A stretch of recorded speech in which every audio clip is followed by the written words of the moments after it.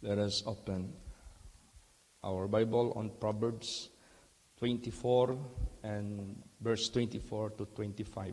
Praise the Lord. He that saith unto the wicked, Thou art righteous, him shall the people curse, nations shall abhor him. But to them that rebuke him shall be delight, and a good blessing shall come upon them. Ayan. Sinasabi po dito, sino man ang magsasalita sa mga masasama, ikaw ay matuwid. Siya ay susumpain ng mga tao. At ang bansa ay magpapalayas sa kanya. Subalit siya o sila na nagsasaway, siya yung kanyang kinagagalak at ang mabuting pagpapala darating sa kanila. Doon man sa langit, dito man sa lupa, ay meron lang nag-iisang Diyos na lumalang sa lahat nito. Kung anong kinagagalak ng Diyos sa langit, siya ring kinagagalak niya dito sa lupa. Kung ang Diyos ay nagagalak sa mga matutuwid doon sa langit, siya rin ay natutuwa sa mga matutuwid dito sa lupa. Kung ang Diyos ay napupuot doon sa langit sa mga masasama, ay napupuot din siya dito sa sanglibutang ito sa mga masasama. Kung ang mga masasama doon sa langit ay hindi ito nanatili at sila ay napaalis, so ganun din sa pagdating ng panahon, iisahin lahat ng Diyos, ang lahat ng mga umibig sa kasamaan sa sanglibutang ito, ibubuklod sila sa mga matutuwid. Kaya tayo, mga anak ng Diyos, magpakatibay tayo sa katuwiran ng Diyos. Wag na wag tayong makipagkumpanya o approve doon sa mga masasama. Kaya sinabi dito, alam mo na nga wicked, tinawag mo pa siyang tama o righteous. Ibig sabihin yan, you are having a wrong judgment. Mali ang kahatulan mo. Masama nga, tapos sabihin mong righteous. Ibig sabihin yan, you are yung bang pinapalitan mo ang kulay. Yung itim, ginagawa mong puti. Yung masama, ginagawa mong mabuti. Yung impyerno, ginagawa mong langit. Yung bang great lie ba? Para bang si Lucifer, ang approach niya kay Adam at saka kay Eve, lalo't na kay Eve. Bakit si Eve ang kanyang in-approach at hindi si Adam? Kasi alam niya mas stronger si Adam kaysa kay Eve. Doon siya sa mga mahihina. Kaya sa buhay natin, ayaw ng Diyos na panghinaan natin ang ating spiritual na bagay. Kasi pag makita yan ng diablo, tayo yung aatakihin niya kasi alam niya mahina tayo at kayang-kaya niya. Kaya ang Bible lagi nakasabi, finally, brethren, be strong in the Lord and in the power of His might, because we do not wrestle against flesh and blood, but against principalities and rulers of darkness in high places. Maraming mga tao hindi nila alam yan Kasi hindi nakikita yan. Akala nila, ganun lang buhay natin sa mundong ito. Hindi, may halo yan na manipulate ng kaaway ng Diyos, si Satanas. Kaya sa buhay po natin, huwag nating sabihin yung mga masasama na mabuti. Gusto ng Diyos, rebukein natin, sawayin natin, tuwirin natin. Bakit? Bakit gagawin natin, rebukein natin sila, tuwirin natin sila, habang wala pang kahatulan ng Diyos, habang di pa sila namamatay, para natin maligtas sila, para natin sila makuha sa kapahamakan. Kaya nga sinabi diyan, when we were yet sinners, He died for us. Praise the Lord. Habang nandyan pa tayo sa kasamaan, gusto ng Diyos, maransam tayo. Ganon ang karapat-dapat. Kaya, ang sanglibutan ngayon, it is a battleground between truth of God and the lie of Satan, between the wicked and the righteous. Yan ang sanglibutang ito. Kaya sa buhay natin, let us run unto God. Tumakbo tayo doon sa Panginoong Diyos. Wag na wag mangyari yung mga masasama. Magkaroon tayo ng acceptance. Tapos, papanig pa tayo sa kasamaan nila. Basa. Proverbs 17:15. Praise the Lord. He that justifieth the wicked, and he that condemneth the just, even they both are abomination to the Lord. Ayan. Huwag mong i-justify ang wicked. At the same time, i-condemn mo yung just. Yan mo. Kasi minsan, automatic yan eh. If you love evil, you hate good. If you love darkness, you hate light. Ganun yan. Kaya, if he that justifieth the wicked, and he that condemneth the just, even they both are abomination to the Lord. Dalawa. Abomination yan. Sabihin mo yung mga wicked na they are the right one. Sabihin mo yung mga wicked, they are the good one. Tapos sabihin mo doon sa just, they are the wrong one. They are the wicked one. That is both abomination in the eyes of God. Kaya, tayo, mga anak ng Diyos, huwag nating ipikit ang ating mga mata sa tunay na pangyayari sa langit. Huwag nating ipikit ang tunay na pangyayari nung pumunta si Kristo dito sa sanglibutang ito. Buksan natin ang ating mga mata. Kung ano ang pinaglalaban ni Kristo. Kung ano ang gustong i-restore ni Lord Jesus Christ sa buhay ng tao. Kailangan tayong makinig sa Kanya kasi ito si Satanas. May pinaglalaban din siya. Meron din siyang objective. Meron din siyang goal. Kaya dito sa sanglibutang ito, after Jesus Christ came into this world, hindi huminto si Satanas sa kaniyang kumpanya sa paggawa ng mga bagay-bagay laban sa kataas-taasan doon sa Diyos. Hindi yan maghinto. Mahinto lang yan pag tinapon na yan doon sa kanyang everlasting cell, yung selda niya, yung kanyang prisuhan. Diyan pa yan mahinto. Kaya, sa buhay natin, be strong in the Lord and in the power of His might. Lagi tayo magpakalakas sa Panginoon. Praise the Lord. Mag-ingat tayo sa mga false matters. Basa. Exodus 23:6-7. Praise the Lord. Thou shalt not wrest the judgment of thy poor in his cause. Keep thee far from a false matter, and the innocent and righteous slay thou not, for I will not justify the wicked. Yan. Thou shalt not wrest the judgment of thy poor in his cause. Ibig sabihin yan, huwag mong apiin yung mga pobre sa kanilang mga hinaing. Huwag kang makipagbaka against them. Bagkus, listen to them. Answer their request. Give which is according to their needs, ang pangangailangan nila. Umalis ka, magpalayo ka sa false matter. Yung mga, pag sinabing false matter, perverting the truth into a lie. False matter.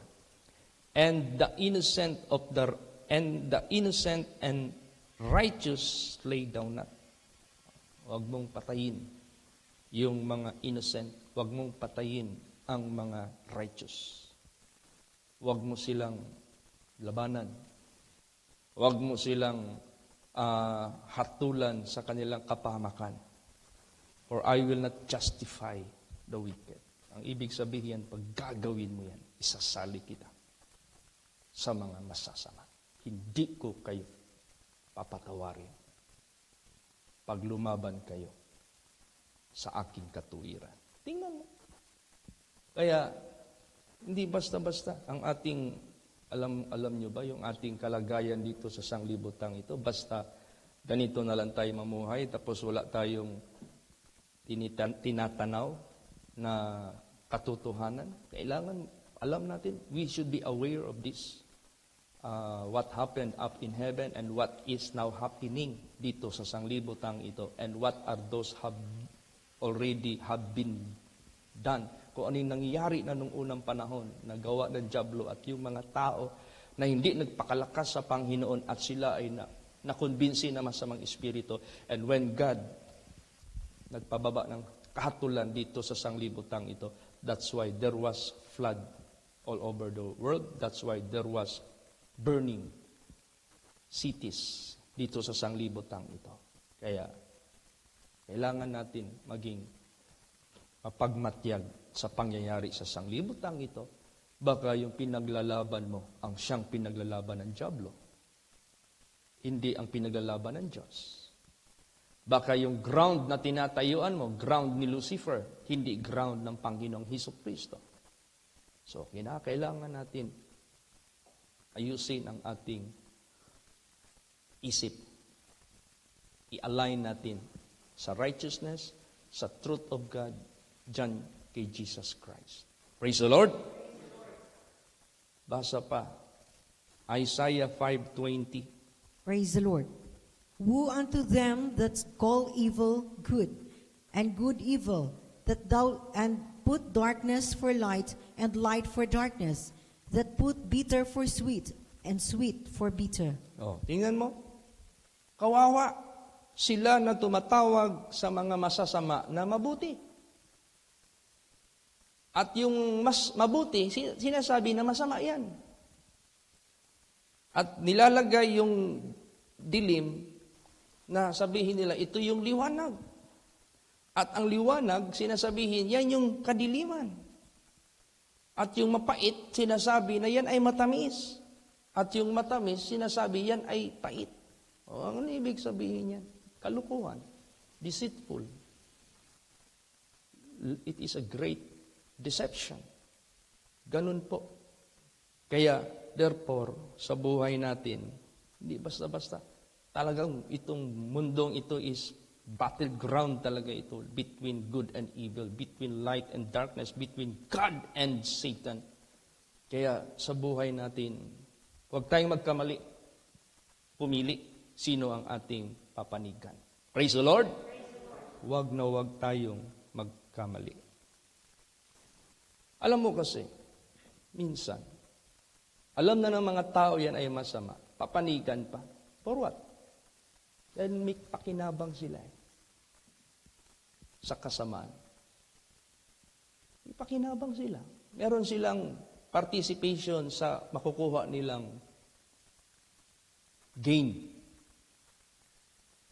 Para bang hold-upper. Alam mo naman hold-upper. Nanakawin yung hindi nila, nanakawin nila yung pera ng ibang tao. Eh dahil mag-hold up nga sila, million ang makukuha nila. Susuportahan mo na lang sila, mobility fund ninyo, basta ha, pag maka-hold up kayo, dahil ako ang nag-finance sa inyo, 50-50 tayo. 50% sa inyo, 50% sa akin. Alam mo na nga na masama. Papanigan mo pa, susuportahan mo pa dahil meron kang reward matatanggap after. Yan ang mga pain ni Satanas. Basahin natin yan. Isaiah 5:23. Praise the Lord. Which justify the wicked for reward, and take away the righteousness of the righteous from him. Tingnan mo. Dina-justify nila yung wicked for what? For reward. Itong politiko na ito, bagamat alam natin ano ito, communism ang nito, ang inclination ng governance na gagawin nila sa bansa natin. Pero kung hindi natin suportahan ito, mawawala yung ating negosyo. Suportahan na lang natin ito. O di ba? sumusuporta sila ng mga tiwali or reward. Isa yan. Kaya, huwag kang sumali doon.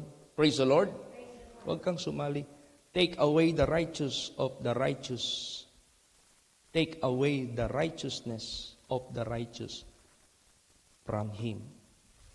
Kinukuha nila yung katuwiran ng mga matutuwid mula sa kanila. Alaman nila ng righteous yung tao na yan. Sisiraan ng sisiraan para mawala na yung righteousness, para sa mata ng mga tao, wicked yung tao na yan na righteous. Perversion of truth. Kaya ito ngayon, ang laro ng mundo ngayon sa sanglibutang ito. Mag-ingat po tayo. Praise the Lord. Basa pa, Ezekiel 13:22. Praise the Lord.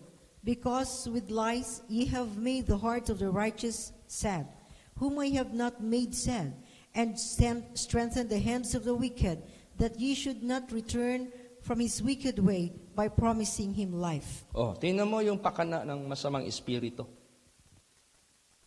Dahil sa iyong kasunlingan, ginagawa mo ang puso ng mga matuwid na malungkot. Ano ibig sabihin yan? Sabihin niya sa mga matutuwid na naniniwala sa Diyos, sumusunod sa Diyos sa kabanalan katuwiran, hoy! Minto na kayo dyan. Hindi totoo yung Diyos nyo na sinasabi nyo na nasa langit na lumalang sa lupa.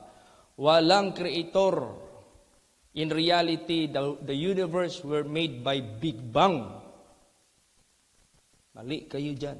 Yung mga righteous na naniniwala sa Diyos, kaya sila naging righteous, naging sad ang puso nila. Almost they believe the lies of the devil. Whom I have not made sad. Hindi ko ginawa na malungkot yung puso nila, pero pinapalungkot mo sa iyong black propaganda. Kaya tayo naman naniniwala sa Diyos. Bakit tayo maniwala doon kay taning na laging sumisira sa ating loob dyan sa ating pagsunod, pagpakabanal ng katuwiran talaga ng Diyos. Praise the Lord. Huwag tayong magpapatinag. And strengthen the hands of the wicked. Pinapalakas ni Satanas yung mga masasama.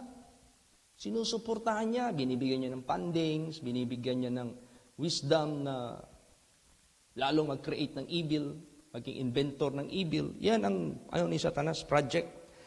That he should not return from his wicked way. Para doon ka na, diyan ka na sa wickedness mo, huwag ka nang malis dyan. Yun ang ni Satanas. Sobra yung kanyang pag-cultivate, motivate sa mga masasama to continue in their wickedness. Ini-strengthen pa niya yan. By what? By promising him life. Di ba yan yung promise niya kay Eve? You will not die. Ano ibig sabihin yan? He is promising life. But yet, they died. So, it was a false good promises. Piki na mga mabubuting pangako. Kaya, therefore, awake. Kung natutulog ka pa, gumising ka na. Kasi ang sanglibutang ito. Bakit maraming taong gagawa ng mga kalukuhan, alam ng kasalanan, alam na karamaldumal sa harapan ng Diyos, gagawa pa rin ang gagawa. May nag-promise ng life sa kanila si Satanas. Binubura ni Satanas sa utak nila na mamamatay sila, which is the wages of sin, which is death. Binubura yan ng dyablo. Tapos kung maaari ang mga tao, ayun ang maniwala sa Diyos. Hindi na maniwala sa Creator who made heaven and earth. Kasi ang heavens and earth were made by a big bang. O di pag naniwala ka doon, wala na. Burado na yung utak mo sa patungkol sa Diyos. So you will not respect His words. Wala na itong Bible, ano na ito? Basura na ito sa iyo.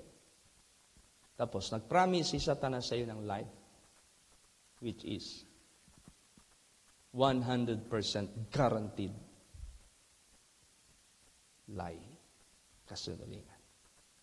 Kaya mag-ingat ang bawat isa. Praise the Lord. Kaya pag mayroon tayong nakikitang nag-i-incline kay Satanas, ang pinaka good work na magawa natin sa kanila is rebuke, correct, remind. Rebukein mo, i-remind mo, bigyan mo sila ng magising sila. Yan lang, wala na. Kahit kung hindi natin gagawin yan at walang sasaway sa kanila, tuloy-tuloy yung biyahe nila sa kapahamakan nila. Basa. Leviticus 19:17. Praise the Lord. Thou shalt not hate thy brother in thine heart. Thou shalt in any wise rebuke thy neighbor and not suffer sin upon him. Oh, tingnan mo. Huwag niyong kapuutan ang inyong mga kapatid sa inyong puso. Thou shalt in any wise rebuke thy neighbor. Oh. So pag hindi mo sila ni-rebuke, you hate them.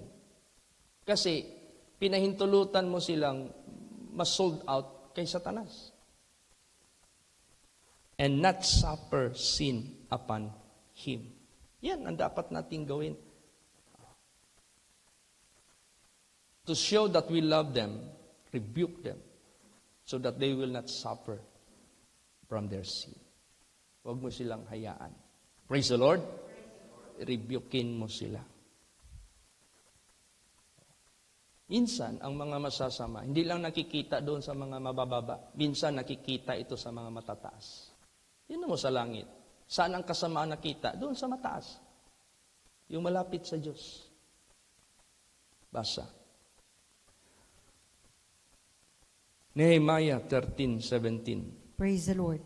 Then I contended with the nobles of Judah and said unto them, What evil thing is this that you do and profane the Sabbath day? Yan. Sino ang kanyang kalaban? Nobles. Pag sinabing nobles, these are the bright people in the community.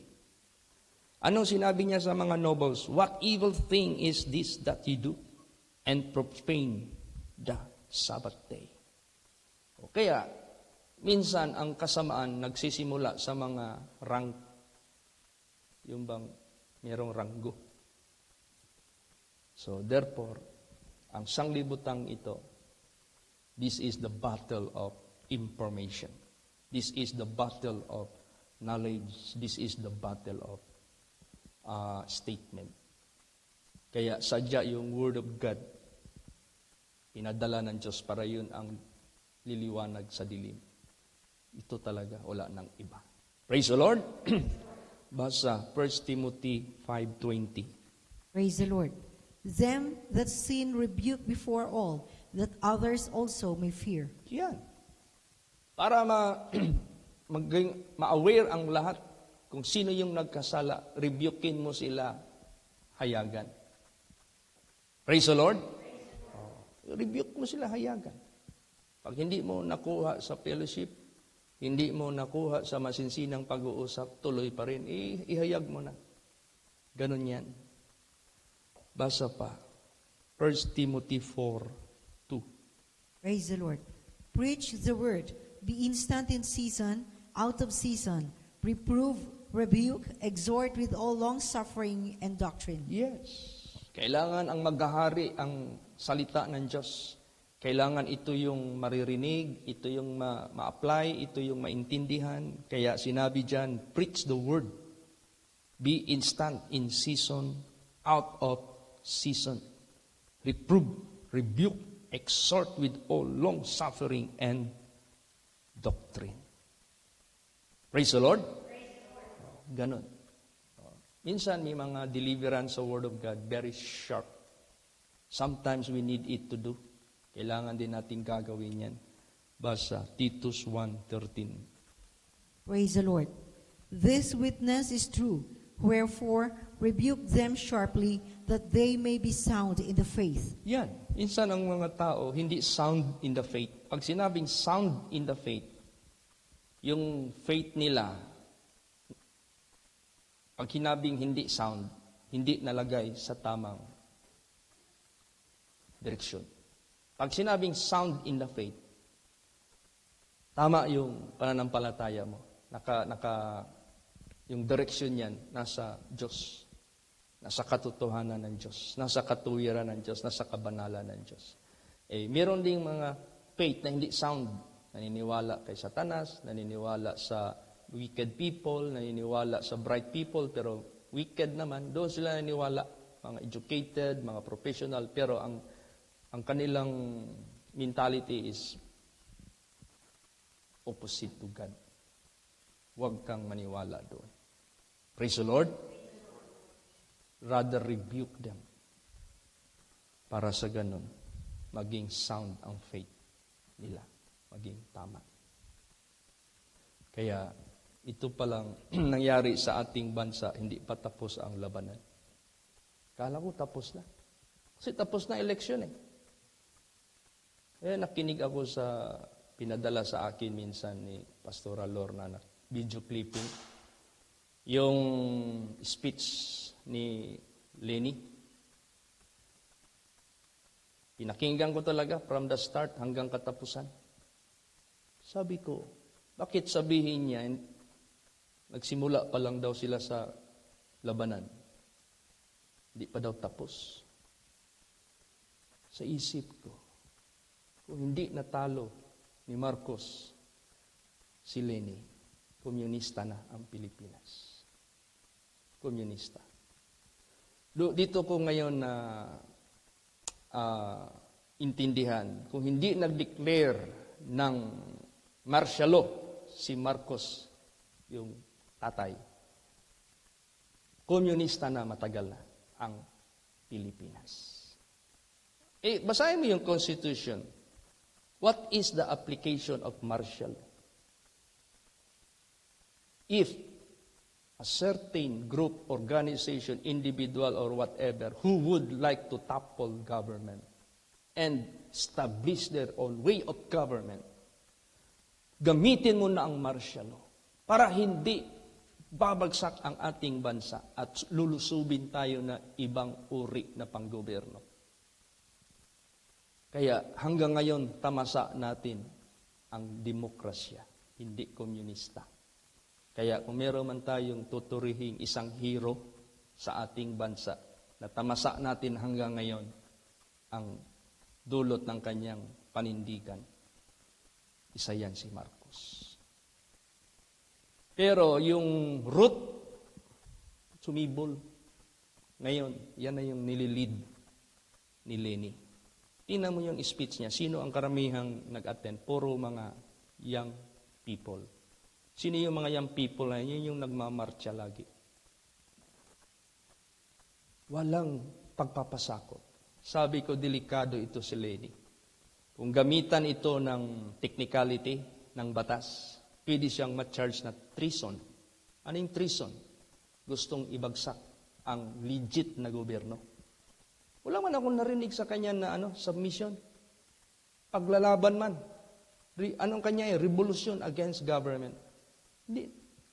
Sabi ko, siguro nakita niya na 14 million yung bumoto sa kanya. Hindi siguro siya nag-expect na aabot ng ganon sa karami. Sabi niya, oy, nagbunga pala yung aking pagsuporta sa left wing. Dumami. Kahit talo, pero nakita ko yung number, 14 million. Pagpatuloy natin. Di ba? Tatayo tayo ng NGO. Ang ikulang naman niya sabihin, magtayo tayo ng sariling gobyerno para rarami yung papanig sa atin, din ma-overcome natin itong legit na government. God forbid. Praise the Lord. Huwag nawa mangyari yan. Kaya, i-pray natin ang ating government, magkakaroon sila ng information drive.